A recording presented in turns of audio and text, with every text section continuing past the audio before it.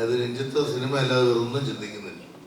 നേരത്തെ തന്നെ സീൻസ് മനസ്സിലാക്കുന്നു, എല്ലാം കൃത്യമാണ്, സമയത്ത് കൃത്യമായി വരുന്നു. അതിനുവേണ്ടി ഭയങ്കര ഡെഡിക്കേഷനാണ്.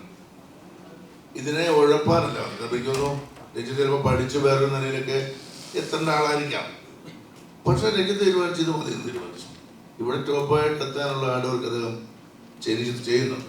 എനിക്ക് ഉറപ്പുണ്ട് തീർച്ചയായിട്ടും. രഞ്ജിത്ത് ഇപ്പം പറഞ്ഞതിന് മേളിൽ രഞ്ജിത്തിനെ ഇവിടെ നമ്പരെ കൊണ്ടെത്തിക്കും. അതിനുള്ള കാരണം ഉഴപ്പൊന്നുമില്ല. ഇപ്പം നമ്മളൊരു എന്താണ് നമ്മുടെ മക്കളിലൊരു വിശ്വാസം, നമ്മുടെ മക്കൾ പണിയെടുക്കുന്നു എന്ന് പറയുന്നതാണ് ഏറ്റവും വലിയ സന്തോഷം. നമ്മളെ പറ്റിച്ചാലും നമുക്ക് ഇതെന്താണ് അഭിനയിക്കുന്നില്ല, വേറെ കാര്യങ്ങൾ ചിന്തിച്ച് നടക്കുന്നു, എന്താ നടനാകണമെന്ന് പറഞ്ഞാൽ അങ്ങനെയല്ല. ഫുൾ നിങ്ങൾ ഫൈറ്റ് കണ്ടില്ലേ, എക്സ്പീരിയൻസ് എല്ലായിടത്തും ആളാന്ന് പറയുമോ, ഡാൻസ് കണ്ടില്ലേ എന്ന് പറയുമോ.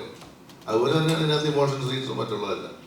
അപ്പോൾ രഞ്ജിത്ത് പറഞ്ഞൊരു കാര്യം ഉറപ്പാണ്, ഞാൻ കൂടെ നിന്ന് നോക്കിക്കണ്ട കുറേ ആളുകളെ ഇതിനു മുമ്പ് നോക്കിക്കണ്ട ആളെന്നുള്ളതിൽ ഞാൻ ഉറപ്പ് തരുന്നു.